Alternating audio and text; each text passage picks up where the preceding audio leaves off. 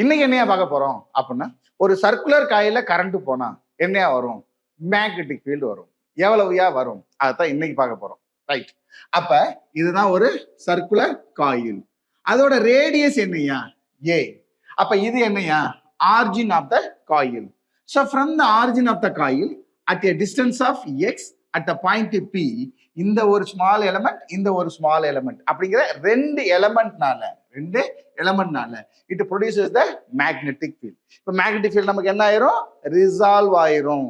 அப்ப ஒன்னு acting along the axis, இன்னொன்னு என்ன அப்படின்னா ஆக்டிங் பெர்பெண்டிகுலர்.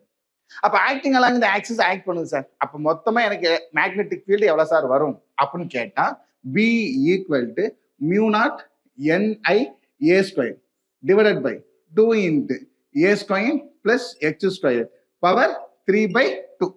இது ஃபார்முலா. அப்ப இந்த மேக்னெட்டிக் ஃபீல்டு இங்க a ஸ்கொயர், அப்ப ரேடியஸ். அப்ப சில இடத்துல என்ன சொல்றாங்க? ரேடியஸ r அப்படின்னு சொல்றாங்க. Right, okay. அப்ப x அப்படிங்கிறது என்னையா? இங்க இருந்து இது வரைக்கும் உள்ள டிஸ்டன்ஸ். ஓகேவா?